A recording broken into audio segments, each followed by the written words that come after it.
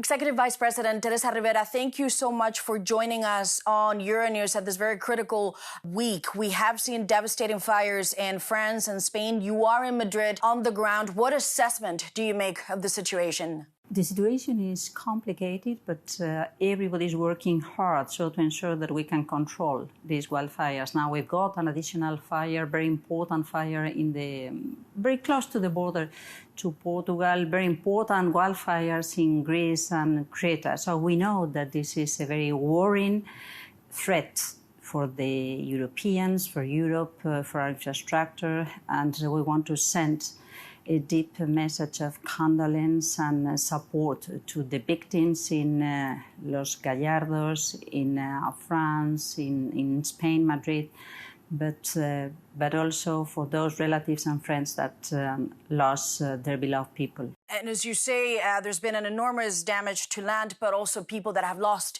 their lives. And we've seen, in some cases, the biggest evacuation of civilians since the end of Second World War. When you see these numbers, what does that say to you? Is this now the reflection of a climate crisis? This heat, lack of humidity, different winds, a new type of wildfires will be increasingly worsened because of the climate change, as it has always been the case.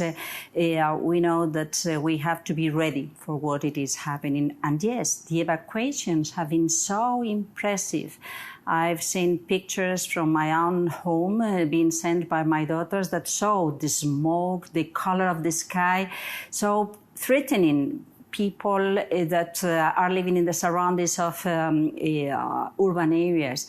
We know that this is something that we need to take into consideration, how we organize the land management, how we can pay attention to ensure that public awareness, that people do care about the warning messages that the institutions, the regulators, the scientists show to us, the protection civil professionals that tell us, be careful. And this is why I'm so deeply worried when I hear people holding institutional responsibilities downplaying the threat of climate change. Because it is like saying to someone that alcohol, drinking whiskey is not connected to road safety. It is stupid. Yes, we know that climate change is happening, and we know that the extreme events, the extreme temperatures, the extreme heat is going to drive much more dangerous contexts. We need to be fully aware, so to be able to prevent and to react, to protect our people, to ensure that we can build resilience instead of downplaying the threats, saying or spreading fake information that could lower the capacity of the society to be ready and to protect themselves. And Commissioner, you have some very strong words there. You say there are those who downplay the threat. Would you argue that those, and we hear increasingly political voices saying that perhaps climate has become a bit of a cult, a bit of a religion, would you argue they are responsible? This is negligence also for everything that's happened this summer. I think this is such a stupid and irresponsible message.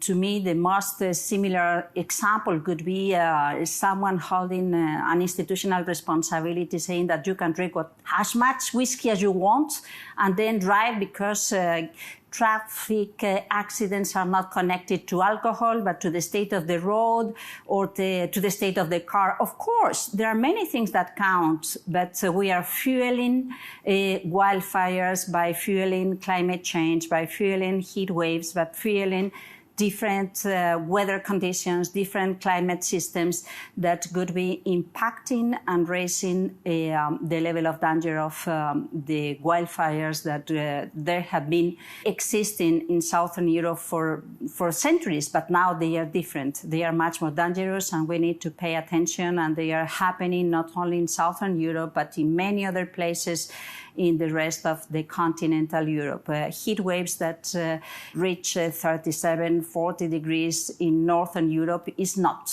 normal. It's not something that is we have always experienced heat. It is something very different. We know that you have dedicated a big part of your life to climate action, that this is a cause that you deeply believe. But you are now, in 2026, one of the few voices within this commission that still says climate should be at the forefront. Is it time to rebalance the priorities of this commission? This summer should be a wake-up call to rebalance. Well, I've always heard the president of the College of Commissioners stating that if we do not address climate change threats, we will have nothing to fight for in the time to come. So it is very convincing, as it is the whole team in the Commission.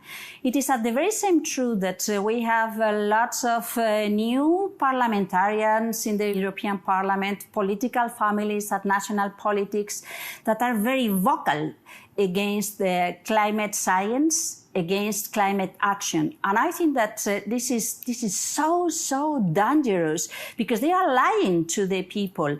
So I think that instead of fighting against each other because of science, we should be thinking how to solve the problems, because I think that the most important thing for any average citizen is to identify clear explanations that make sense, but also come up with solutions, with proposals that even if they are challenging, complicated, we need to fix things differently, we become credible in how to handle these priorities. And yes, I think that this is an issue dealing with competitiveness, but it is an issue dealing with security, and it is an issue dealing with performance of our infrastructures, whether it is energy infrastructures, whether it is road transportation or railway stations or hospitals being able to host people that are ill and could not survive 37 degrees in a building. Just because we're running out of time, just to that point, there's been a big effort to, in some ways, relax some of the rules when it comes to green, and the industry definitely wants to move in that direction. Is this now a moment to say, let's just stop it? This summer is a reminder of that. It should be a reminder now. I think that it could be fantastic to have simple rules, but what we cannot give up is in the protection, the context, the creation of the conditions to become consistent when thinking about climate threats and green economy. And there's been inconsistencies? That's what you're hinting at? Well, I think that we can still have a great potential ahead of us to ensure that we provide the right answers. But providing the right answers is not just getting rid of everything that has been building these green roots to keep on building the prosperity. We need to earn, we need to gain our future economy and the comfort of the society. And that doesn't go through going back to the, let's call it informally, Wild West, anyone willing to do whatever, and anyone being absent of any type of responsibility in transforming the society. Well, Executive Vice President Teresa Rivera, thank you so much for joining us on Euronews for this important conversation. Appreciate it. Thanks a lot.